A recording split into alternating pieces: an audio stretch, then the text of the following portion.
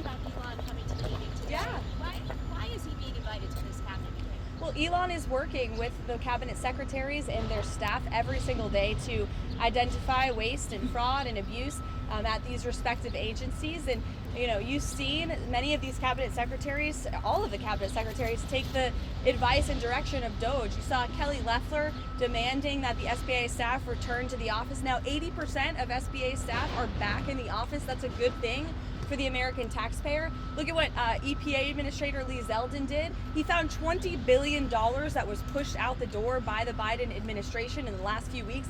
$2 billion of that went to a group that Stacey Abrams apparently runs, and they only had $100 in the bank, and then they get a $2 billion check. Very interesting. So he's looking into that. So all of these cabinet secretaries are working alongside DOGE. They'll be providing updates on their efforts, and they'll also be providing updates on what they're doing at their agencies in terms of policy and implementing the promises that the president made on the campaign trail. Elon Musk wrote yesterday, and Mike said something similar. He said the only way to restore rule of the people in America is to impeach judges. No one is above the law, including judges. Mike Lee, obviously close to the president as well, said corrupt judges should be impeached. Do you know does the president agree with that judges should be impeached? I haven't asked him, but I certainly can. On Ukraine.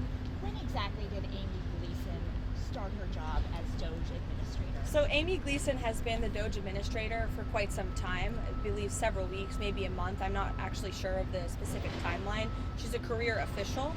She's doing her job as the administrator of this organization. I know everybody's very interested in her name and who she is and what she does. There's a lot of people who work for the federal government. They're just trying to do their jobs, and that's what she's doing. DOGE staffers told us yesterday that they found out about her being the administrator yesterday. Why is that? You have to ask them. They're clearly unaware. I don't know. Did you announce her position to the rest of the DOGE staff? Everybody knew, and we said who she was to all of you because you are hounds in the media who are so obsessed with this for some reason.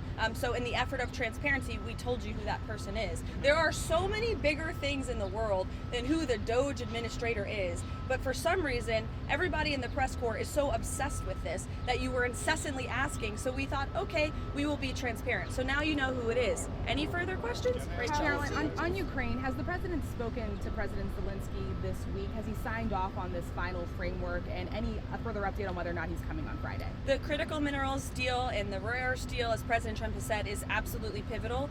We're very close to the finish line in getting that deal done, and the president said yesterday he'll welcome Zelensky to the White House to sign it or to visit if that's what Zelensky wants to do. I'll check in with NSC this morning to see where it stands, but that's where it stood when I spoke to them last night. Karoline, any reaction to the budget resolution? Is it a 50-50 split, Karoline? Is that accurate, what Zelensky said?